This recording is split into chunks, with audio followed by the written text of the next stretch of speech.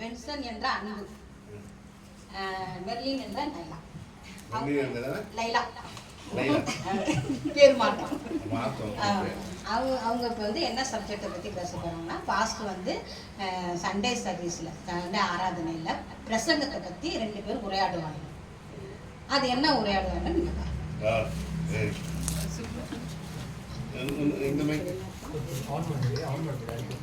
இல்லப்பா, எப்படி இருக்கேன்? லைலா நல்லா இருக்கேன். நீங்க எப்படி இருக்கீங்க? கர்த்தரோட கிருபையால நல்லா இருக்கேன். அப்புறம் இன்னைக்கு சண்டே இதுல வந்து பாஸ்டர் வச்சார்ல பிரசங்கம், அன்புன்ற தலைப்பு ரொம்ப நல்லா இருந்துச்சுல? நல்லாதான் இருந்துச்சு. ஆனா கூட எனக்கு போன வாரம் ஒரு பிரசங்கம் வச்சாரு, எனக்கு அதான் ரொம்ப பிடிக்கும். எந்த டாபிக் சொல்ற? ஆசீர்வாதங்களை பத்தி வச்சாரு, அதுவா? ஆசீர்வாதம், ஐஸ்வர்யம், எனக்கு அதான் ரொம்ப பிடிக்கும். நானும் டெய்லி ஏசப்பாட்டு அது மட்டும்தான் வேணுவேன். ஏசப்பா எல்லா ஐஸ்வர்யமும் எனக்கு மட்டும்தான் கிடைக்கணும். அது மட்டும் நடந்துச்சுன்னா ரொம்ப சந்தோஷப்படுவேன். கண்டிப்பா ஆண்டவர் நம்மள ஆசீர்வதிப்பாரு. ஆனா அதுக்குன்னு அன்பு ரொம்ப முக்கியம் இல்லையா? நான் என் மேல அன்பு வச்சிருக்கேனே. உன் மேல மட்டும் வச்சா போதுமா? அது எப்படியே தப்பு இல்லை. நான் என் அப்பா மேல அன்பு வச்சிருக்கேன், எங்க அம்மா மேல அன்பு வச்சிருக்கேன், என் பாட்டி மேல அன்பு வச்சிருக்கேன். அன்புன்றது நம்மளை சுத்தி இருக்கவங்களை மட்டும் அன்பு செய்வது கிடையாது. நமக்கு தெரியாதவங்க மேலேயும் அன்பு வைக்கிறது, அவங்களுக்காக ஜெபிக்கிறதும் தான். இப்ப யாரெல்லாம் படிப்புக்காக கஷ்டப்படுறாங்களோ அவங்க படிப்புக்காக ஜெபிக்கிறது, யாரெல்லாம் வியாதியில இருக்காங்களோ அவங்களுக்காக நம்ம ஜெபிக்கிறது, அவங்க மேல அன்பு காட்டுறது, யாராவது வேலைக்காக தேடிட்டு இருக்கலாம் அவங்களுக்காக, ப்ரமோஷனுக்காக ஜெபிக்கிறவங்க. நான் டெய்லி ப்ரொமோஷனுக்காக ஜெபிப்பேன். எஸ்பெஷலி என் மேனேஜர் ஒருத்தர் இருக்கான், அவன் எப்படியாவது ஒரு தப்பான மெயில் அனுப்பிச்சு ஒரு கிளைண்ட் கிட்ட மாட்டிக்கணும்.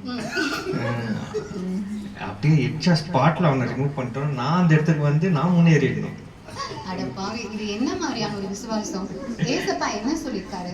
நீ உங்ககிட்ட அன்பா இருக்கிற மாதிரி மத்தவங்கிட்டயும் அன்பா இருக்கணும் தானே சொல்லியிருக்காரு. இப்படி நீ மத்தவங்களை கீழே தள்ளிட்டு நீ உயரணும்னு சொல்லிட்டு பொறாமப்படலாமா? இது பொறாம இல்லம்மா, it is a competitive world. இங்க வந்து எல்லாரும் கார் வாங்கிட்டா அப்ப காருக்கு என்ன வேல்யூ? எல்லாரும் மேல போயிட்டாங்கன்னா அப்ப கீழே யாரு இருப்பா? அப்படி சொல்ல வரியா? ஆனா கூட இது ரொம்ப தப்பு. நீ இப்படி எடுத்துக்கோ, ஏன் ஒரு மெழுகுதிரி இருக்கு, அந்த மெழுகுதிரியை வச்சு நீ இன்னொரு மெழுகுபடுத்திக்கு வந்து ஒளி கொடுக்குற போது அதோட தன்மை என்னைக்குமே குறையாது. அதே மாதிரிதான் நம்மளோட ஆசீர்வாதங்களுக்காக வேண்டும் போது இன்னொருத்தவங்க ஆசீர்வாதங்களுக்காக நம்ம கூட சேர்த்து வேணும் அப்படின்னா கடவுள் அது மேல ரொம்ப பிரியப்படுவாரு, நமக்கு இன்னும் ஆசீர்வாதங்கள் வரும். சொல்றது கரெக்ட் தான், ஆனா மனசு ஏத்துக்க மாட்டேங்குது. உனக்கு இன்னும் எப்படி சொல்ல புரிய வைக்கிறது? சரி, இப்ப நீ ஒரு ஹெவியான டிராபிக் சிக்னல்ல மாட்டிக்கிட்ட. அப்பா அந்த வழியா ஒரு ஆம்புலன்ஸ் வருது. நல்ல தப்புன்னு ஓடிடுவேன். நான் டெய்லி வேலை முடிச்சுட்டு வரும்போது ஏசப்பாட்ட தான் ப்ரே பண்ணுவேன். ஏசப்பா சிக்னல்ல மாட்டும் போதெல்லாம் ஒரு ஆம்புலன்ஸ் வந்துடும், அப்பதான் டப்புன்னு ஓடிடுவேன் வீட்டுக்கு சீக்கிரம். அட பாவி, பேர்ல மட்டும் அன்புன்னு வச்சுட்டு இப்படி அன்பே இல்லாம இருக்கியே. இந்த மாதிரி நினைக்கிறதெல்லாம் சாத்தானோட குணம். சாத்தான் தான் நினைப்பான் மத்தவங்க கஷ்டப்படுறத பார்த்து சந்தோஷப்படுறது. இதே நமக்கு தெரிஞ்சவங்களோ இல்ல உனக்கு க்ளோஸ் ஆனவங்களோ இருந்தாங்க அப்படின்னா நீ இப்படிதான் சந்தோஷப்படுவியா? மாட்டேன். அதேதான், நம்ம கூட இருக்கவங்க நமக்கு தெரிஞ்சவங்க கஷ்டப்படும் போது அவங்கள பார்த்து நம்ம சந்தோஷப்படக்கூடாது.